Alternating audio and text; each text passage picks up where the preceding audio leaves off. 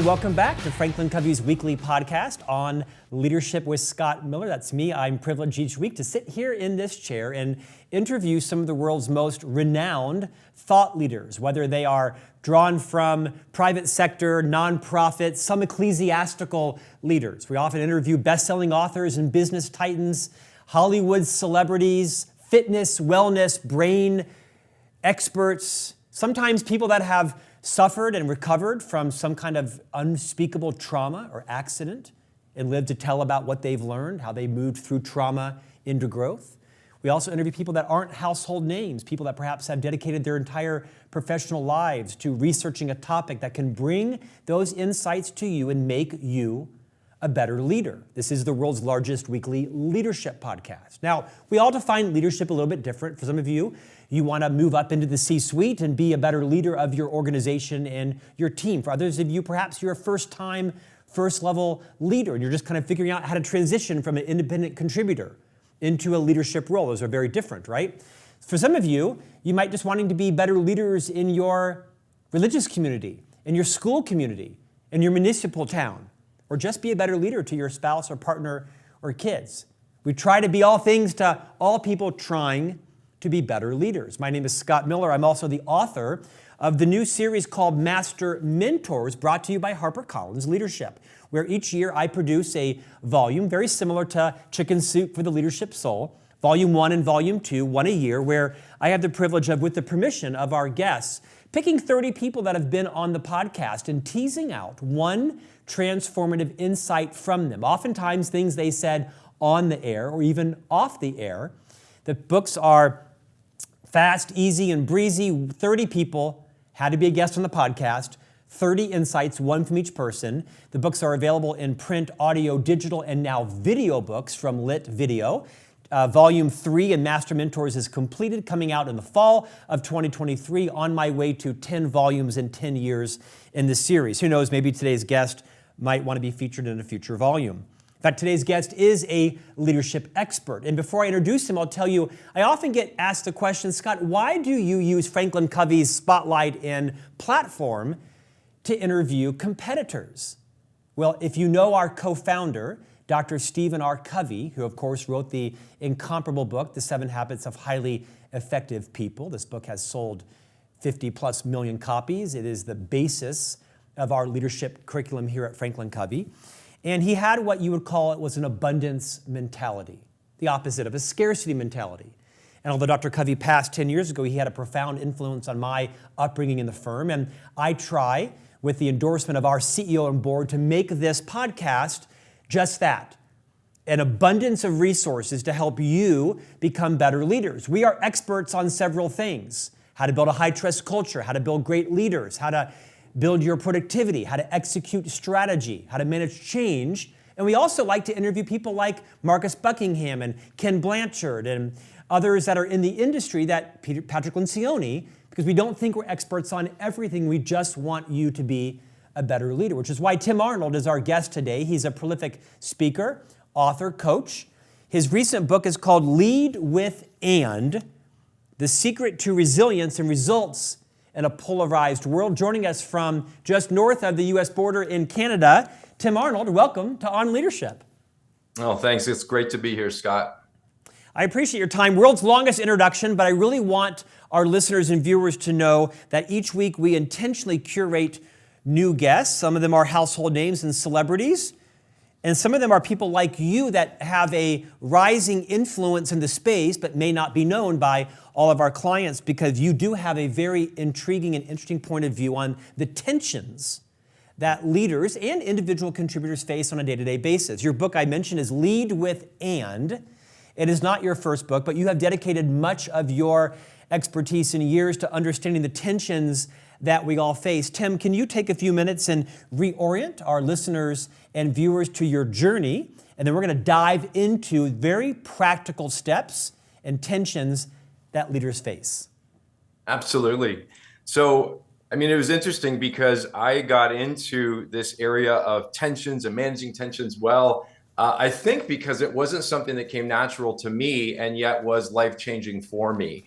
I would have been raised in a very conservative religious upbringing. where things were right and wrong, good or bad, very black or white. I studied to be an accountant, so I was pretty skilled at getting the right answer and eliminating the wrong answers. But what was interesting was probably in my early 20s, I started to feel stuck on a lot of levels, professionally and personally. And I recognized, and thankfully I had some good friends and mentors in my life. I was treating everything in life as if it was a problem to solve. Everything as if it was right or wrong, good or bad, just pick the right answer and move forward. And certainly, Scott, let me be super clear. Lots of challenges that we face in life are problems to solve. And yet, there's a lot of situations that are more complex than that. They're challenges that we have to address. We have to make decisions, but it's not situations that are right and wrong. It's situations that are right and right. And it was a space, a way of thinking, a way of leading that I just wasn't developed in. So I became a student of that space. And I certainly am not the first person to write on this. Actually, Dr. Covey wrote a lot about managing complexities. We have The Genius of the And for Jim Collins. I mean, Lao Tzu was onto something when he talked about yin yang. There's a lot of challenges in life that aren't black or white, but instead force us to wrestle with complexity, with tension. And as I started to learn about this and actually get more skilled at recognizing and managing tensions well, I started to realize that a lot of areas of my life started to get unstuck. And I started to move forward in a lot of ways and experience health, not only personally, but in my leadership role. So my work has really been focused on helping leaders start to identify and then manage key tensions, not problems to solve, because they probably can do that without me, but a few tensions that are make it or break it to their overall success and to their overall resilience. Tim, today's conversation is going to congeal around this idea of tension. Your previous book was titled The Power of Healthy Tension. Let's come at it from that first point of view. What's the difference between healthy tension and unhealthy tension? It's a great question. It's interesting, Scott. I've worked with audiences all over the world. And even though my first book was called The Power of Healthy Tension, usually it's on the backdrop of a big screen. I'll say to the audience, and I've done this through translators, so this kind of spans the globe. I say tension, you think what? And Scott, what do you think the answer I hear is most commonly? What do you think? Anxiety, frustration, broken relationships, unsettledness. Exactly. Stress. Sometimes it's even physical, shoulder pain. People assume tension is bad. And as a result, generally would do one of two things. We avoid it or we ignore it. It's there, but we just pretend it's not. And certainly there are types of tensions that are unhealthy. There are other tensions, though, that are unavoidable, first of all, and they can be the very thing that allows us to walk our talk, that allows us not just to have mission, vision, values on the wall of our buildings, but to live them out. If we, instead of ignoring them or avoiding them, lean into them and realize that, wow, this is a tension that is going to really allow us to be what we're capable of being. So first of all, recognizing that some tensions are good. And I mean, think about our lives. I mean, right now, today, you're going to breathe 20,000 times a day. Well, you can't just say, you know what, I think it's an inhale day today.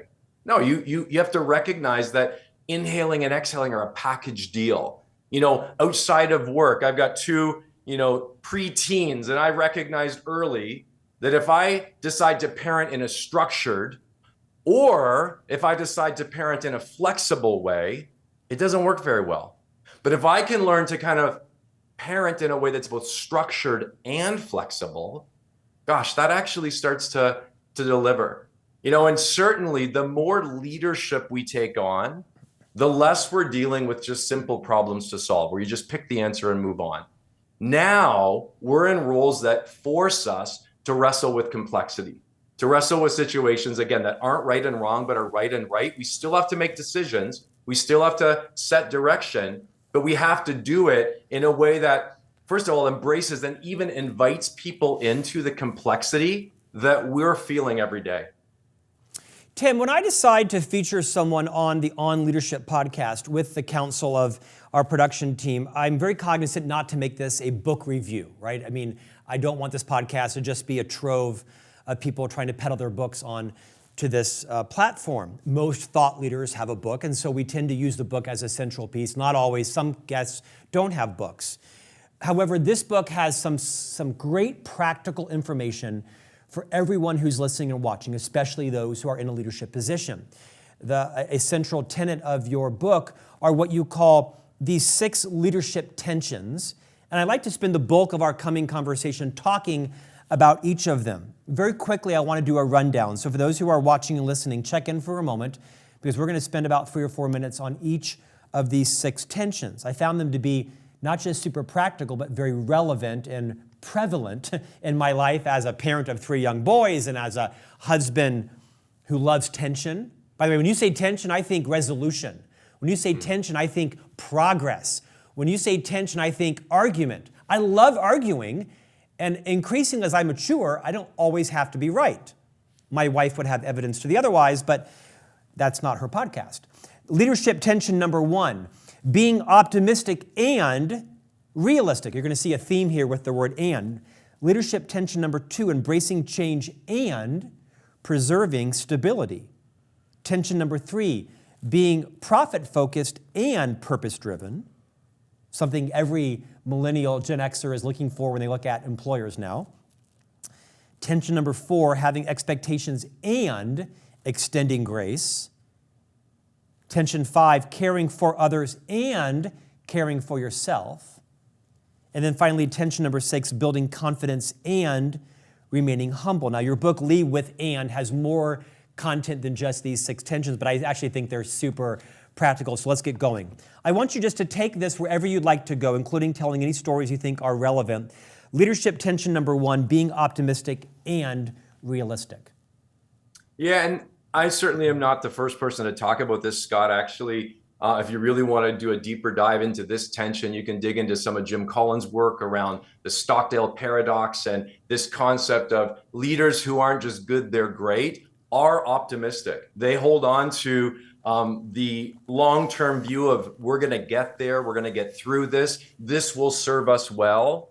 And often they're the leaders that help people face the facts of reality, to say, hey, this is real and we got to get our head around this. Actually, Dr. Covey spent a lot of time on this when he talked about circles of concern. Absolutely be aware of things you can't control, because you don't want to fixate on them. However, they matter. You need to be aware of them. Put your energy, though, and this is where the optimism comes in, on that inner circle, things that you can actually influence or control.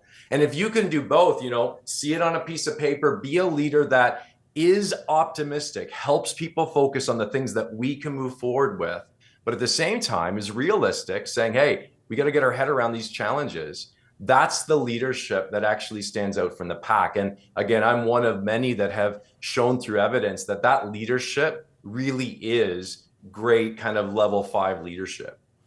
Tim, I've spent my entire 30-year career in the leadership development industry, working for Disney and now working for Franklin Covey for 27 years. And 25 of them have been leading people, first level, frontline, mid, senior, C-suite for a decade. There's 3 types of people, right? There's the pessimist, there's the optimist, and there's the realist. Of course, there's more than that, but let's just go with that for a moment. No one ever has said, I'm a pessimist. No one ever self-identifies as a pessimist. You quickly identify in your team members, which do you think are optimist? The person who just thinks it'll all work out and they live a lovely life of naivete and lack of working it out. By the way, I think stuff works out because you work it out, but that's my own personal point of view. No one ever self-identifies as being a pessimist, but I find that a lot of people do, when they're accused of either being a realist or a pessimist, they'll usually say, no. Or when you accuse them of being an optimist or a pessimist, they'll often say, no, I'm just a realist. Now, I think we all have some of those 3 characteristics in us, depending upon the situation and the challenge and our experience. What's the difference between, or let me ask the question differently. How do you find that sweet spot between realism and optimism? Because I've worked for leaders that are optimistic, and I realize that's lovely and contagious and motivating, but you are clueless about what it's going to take to get this project done. And I just need you to validate that all isn't going to work out. It's going to work out because we're going to work our asses off for 7 weeks, boss, to work it out. And I just need you to recognize that, because your optimism, although is lovely, quite frankly, it's a little bit abandoning. I just need you to validate that this is tough. It is tough, and it's interesting that you look at optimism and realism, because as you say, no one is ever going to self-identify as a pessimist or being naive. And yet, when it comes to both optimism, realism, or any of the 6 tensions, on paper they make sense, but in the wild, outside of reading the book or in the training room, we have biases. We just have a preference. And the goal is not to kind of water down your bias and just kind of live in this mediocre mid space. It's to actually be who you are, but to learn to be the best version of who you are. So, for example, Scott, in optimism and realism, I have a bias towards optimism, absolutely. But what's interesting about tensions, and this is true of any tension of the 6, if you over-focus on one and you neglect the other, you get the downside of the very kind of preference you have. So if I live in optimism space all the time, guaranteed I'm going to be naive. And people are going to just kind of say, I hear what you're saying, but I know what really happens out there. Similarly, folks who have a natural tendency towards realism, that's a gift. But if I just kind of live in my comfort zone all the time, and I don't kind of have checks and balances that allow me to push myself on optimism, that becomes pessimism. So the very best thing you can do, first of all, is be aware of it, but also, and this is for leaders so important, if you know where your bent or your bias is, you need an opposite. You need somebody who will call you on it to say, hey, help me with this, or hey, how would you approach this? Or you know what, I got to do a company address next week. I know that my bent is kind of towards optimism. Is it coming across okay? And if you can have someone push you on the other side, it actually helps you kind of not be someone you're not, but be a better version of who you are. Tim, really beautifully said. I want to belabor this for a minute more. We'll go to the second tension. I would consider myself to be a combination of realism and optimism.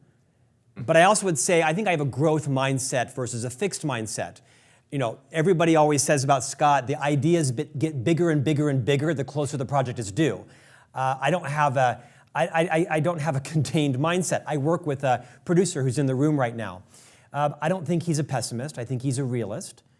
I would not call him an optimist, but I also would say he has more of a fixed mindset because he's pragmatic. Like his number one reputation, he's a pragmatist. He doesn't want to work 90 hours a week. He's not trying to earn $1 billion a year. He has a balanced life, and he wants to contribute A quality work across 4 things, not B quality work around 60 things. I tend to be a little bit more of a water skier. He's more of a scuba diver. And so we have tension. It's healthy tension because we talk about this. I'm more of a optimist, growth mindset. He's more of a realist, more fixed mindset. Those aren't complete descriptions of our talents. But I'm always wanting to do bigger and bigger and bigger, and he's like, whoa, we've got to slow down. Any advice you would give to relationships, marital or otherwise, where you've got this person like me who wants to do bigger and more, and this other person who's equally as competent, like slow down. I find him limiting, and he probably finds me a little bit irresponsible. Yeah, I think it's a great example. So first of all, I would say the fact that you're aware of our biases are different when it comes to this tension, and not ignore it, but lean into it to say, that's a person. Because what happens, Scott, is we have, as human beings, this confirmation bias, which generally means once I have a bias or a point of view, I seek out affirmation. So it'd be really easy for you to seek out other growth mindset folks and other optimism focus. And we feel great about it because we're just patting each other on the back, but I don't need to. I already see that picture. What I need to do is actually say, my producer, that's the push I need right now. And before I say yes to this, or before maybe I send this email that I know that could have ripple effect, I should get his or her take on that. So that's embracing tension. Well, don't get crazy now. Don't over-empower this person. Come on, Tim. I'm kidding. Fair enough. I'm kidding. I'm sorry I interrupted you. I think the big takeaway there is the more we can talk about it, the more we can talk about this tension we have, the less it is negative tension and the more it is positive tension. Yeah, I would add one thing to that, Scott, and that is It's remembering that I don't need to exchange my view, but I can expand my view. So in a very polarized culture that we live in, there's I think, a misconception that if someone sees something different, then my only option is to give away my values and everything I believe in and exchange my view for theirs. In reality, often we can hold on to our values and beliefs, but expand them to say, wow, that's a perspective I didn't see. And together, I'm going to make a better decision now. I'm going to do a better job of this presentation, whatever it may be. Tension number 2, embracing change and preserving stability. I mean, this is arguably the biggest issue every CEO faces when they are trying to move forward with a disrupting strategy, right, to dominate their market or move up their market share. And they're faced with this idea of, quote, burning the ships, right? The idea of we're not going back. But a lot of companies have these core business models that they can't afford to just dump overnight. They've got to figure out, so to speak, kind of how to change the plane engine while the plane is 30,000 feet with 800 passengers. Talk about the balance between embracing change and preserving stability. Yeah, what's interesting is often leaders' job is to be agents of change, to model, to make change safe, to help people move forward. I mean, that's part of leadership.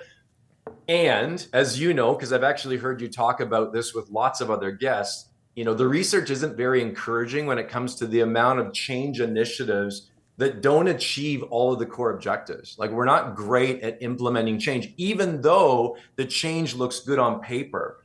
And, there's lots of reasons for that. But I think one of the things that we mistakenly do is we don't understand or communicate change as a tension to manage, to say, hey, here's where we're going for these reasons. And here's what we're going to hold on to as we go there. Because if I'm a stability oriented person and you're just painting a picture how this change is beautiful, everything in me is like, I don't want to lose this. But if you can say, hey, we feel here's an amazing opportunity and here's what we're going to hold on to as we move forward, I'm listening now. The other thing that's helpful is if we recognize change and stability as a package deal. I know that if I over focus on change and I neglect stability, what I will live out is chaos and confusion, and we'll lose what we're known for. So sometimes it's good to say that, to say, hey, in this season of change, we are going to achieve X, Y, and Z. And we also know that if we lose sight of these things, this won't work well for our culture. So here's what we're going to do to overcome that. And we need all of us to make that happen.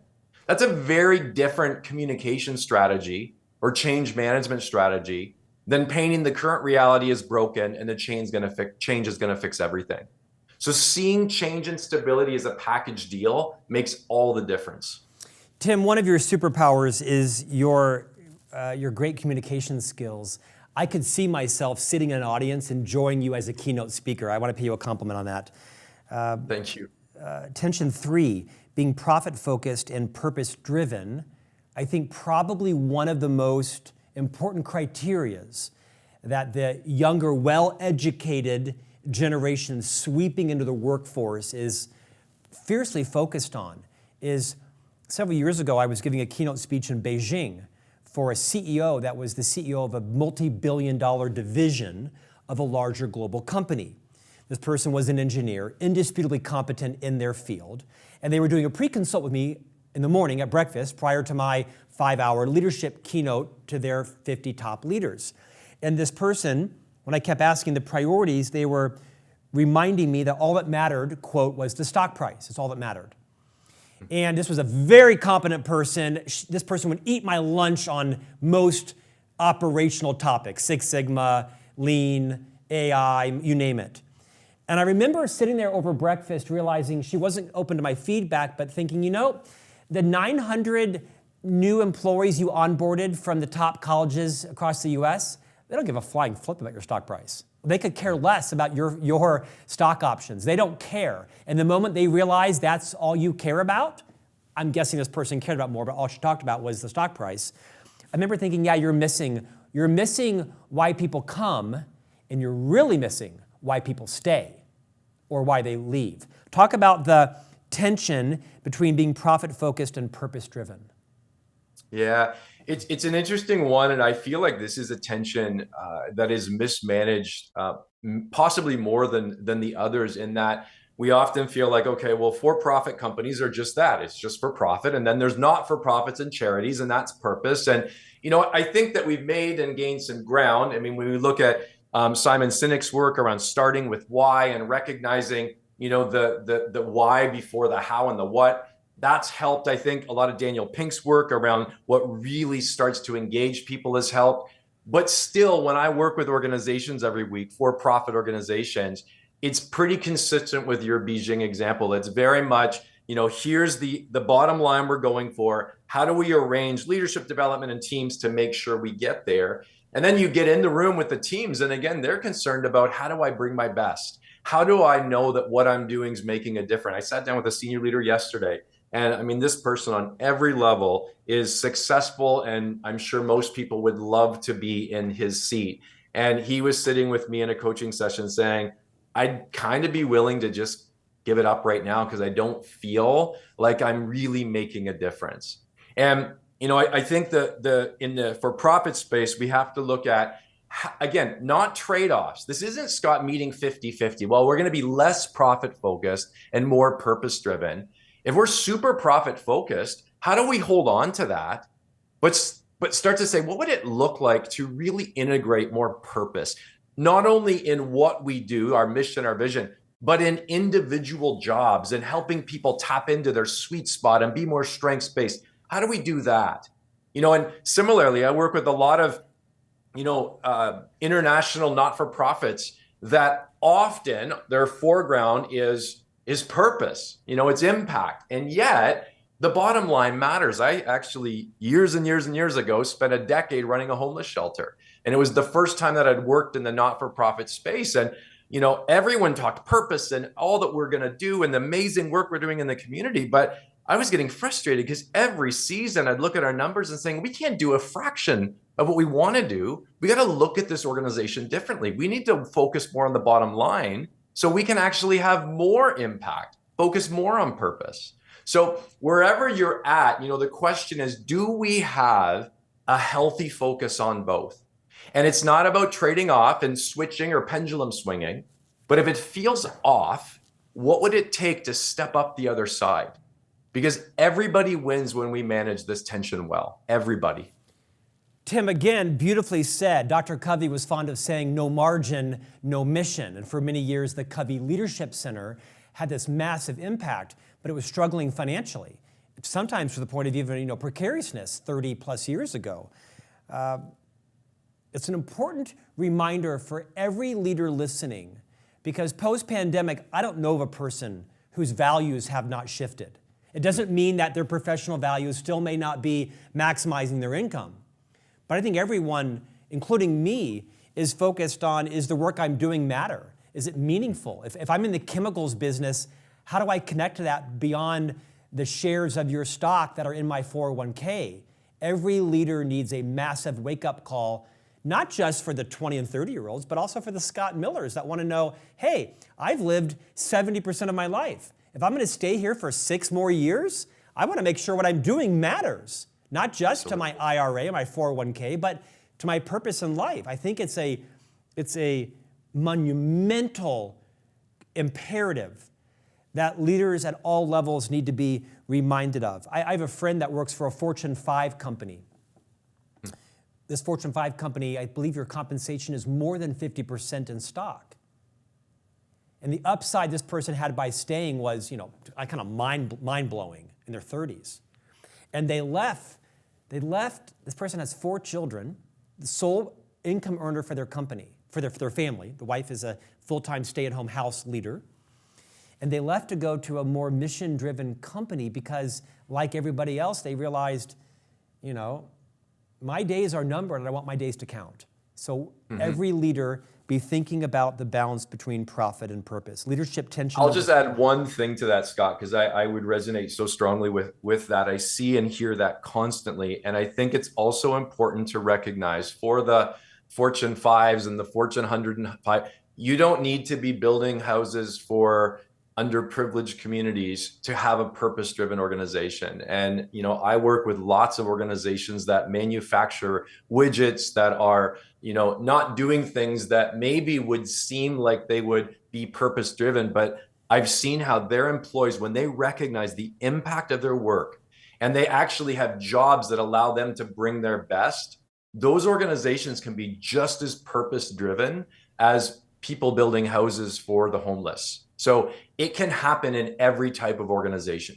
You're exactly right. This friend of mine left a gargantuan online retailer and went to work for an online benefits company. They weren't building life-saving, water purification processes for people that don't have access to water. It was, a differently mission-driven organization. Tension number 4, having expectations and extending grace. Let's do a bit of a power round here. I'm mindful of our time that's left.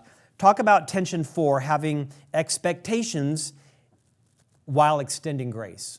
Yeah, and Scott, this is one right now, coming out of the pandemic that I feel I'm in conversations about every day, because as leaders, we want to have high expectations, first and foremost on ourselves, on the folks that we're leading, and we need high levels of grace. And when I say grace, Scott, I'm talking about acceptance, understanding, empathy. And I would think that if we had time and you thought about some of the best leaders who've ever impacted you, I bet they had high levels of both. Can you stop there a second? They pushed you hard. Can you stop a second? Please. So yes. While I just said this is the speed round, I stop you to interject my story. It's the reason why I chose to focus today's interview on these 6, because they're so relevant. I was the chief marketing officer for a decade at Franklin Covey, reporting to the CEO, now our chairman of the board. And one time I made a colossal mistake. I created a whole program and process without Googling, did somebody else own the trademark to that name? Like, I didn't know Google existed, apparently, as the CMO of a global public company. We got a cease and desist order from that person's attorney saying, shut it down, shut it down. I walk into the CEO immediately because, to quote you as well, bad news never solves itself or gets better.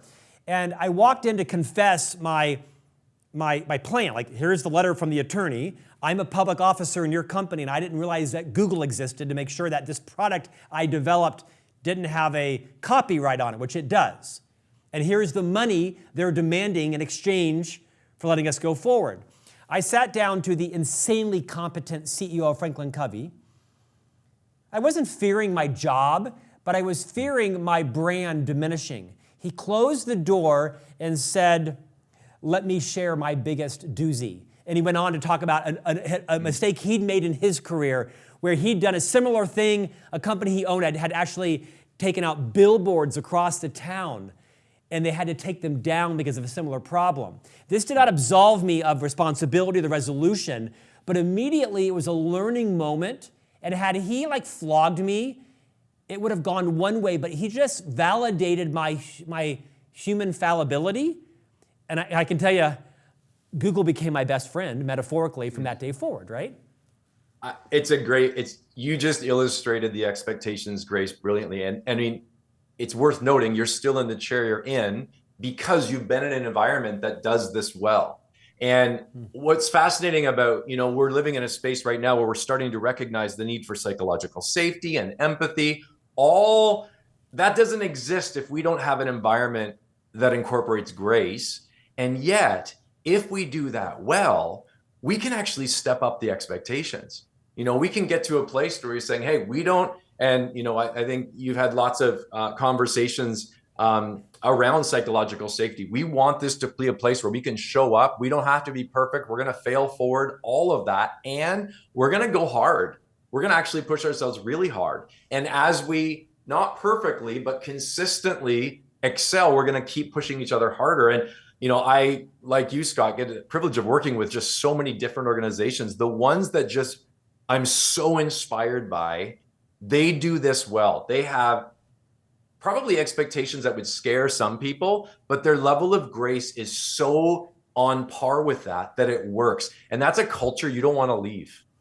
Tim, this is swiftly becoming one of my favorite interviews because of the practicality of our conversation. People ask me frequently, Scott, 27 years at Franklin Covey, dude, you couldn't get a job anywhere else? I'm a dinosaur when it comes to longevity, right? I mean, at the outset, the average tenure is 3 years. The median, if you will, is more like 18 months. And I always say the same thing. I had lots of options. I could have made more money.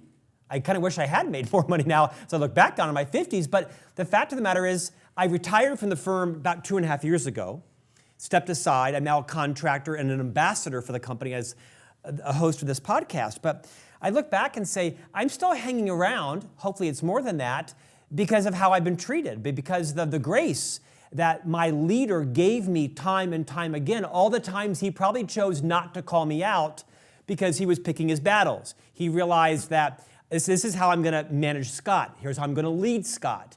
And I'm here to this day because of really how I've been treated by the chairman of the board and by the CEO. Lots of high courage conversations. I've been on the end of many, Scott, do this again and, to quote you, not so good and.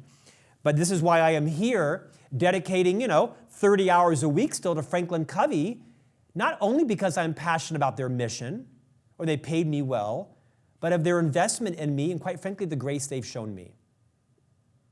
It works. It's a winning. If you want to attract and retain great people, managing expectations and grace is where it's at. That is a make it or break it tension for a culture that keeps high performers. And it's not all about giving people eighth chances. You very clearly say, no, first, having expectations. Because when I sign up for a revenue goal to the CEO, that by the end of this quarter, our team will deliver this, that's like an unbroken bond.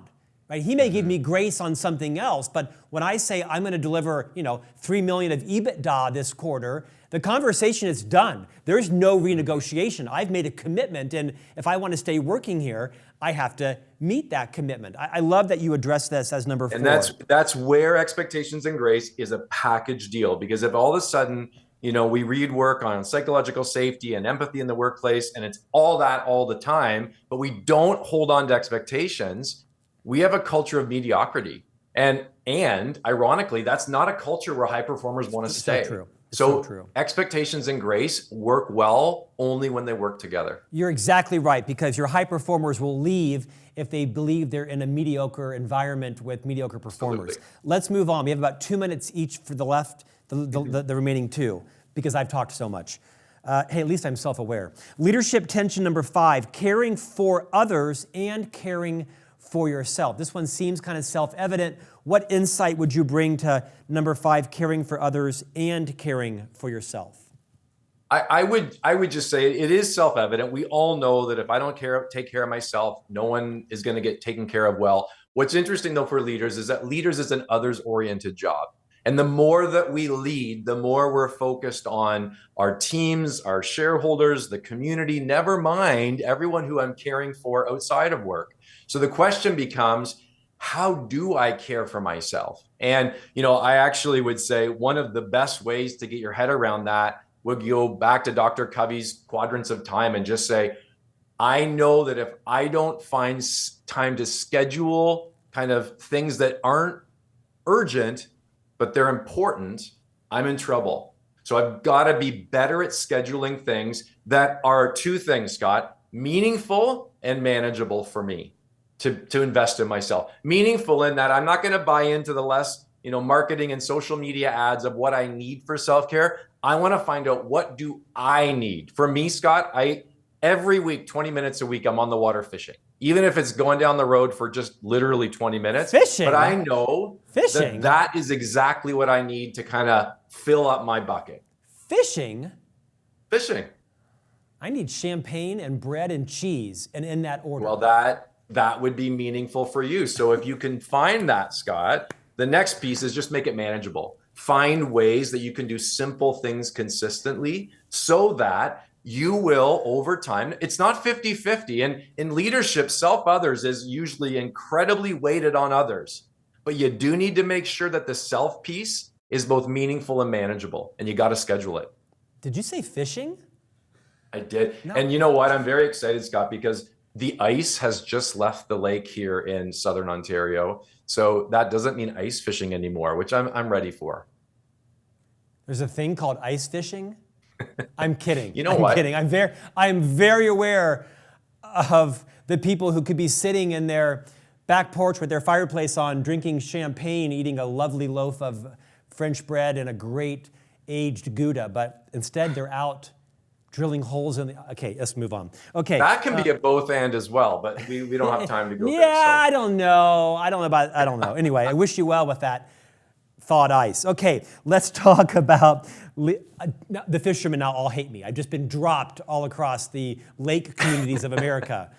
The leadership tension, building confidence, and remaining humble. Now, this one could actually be confusing.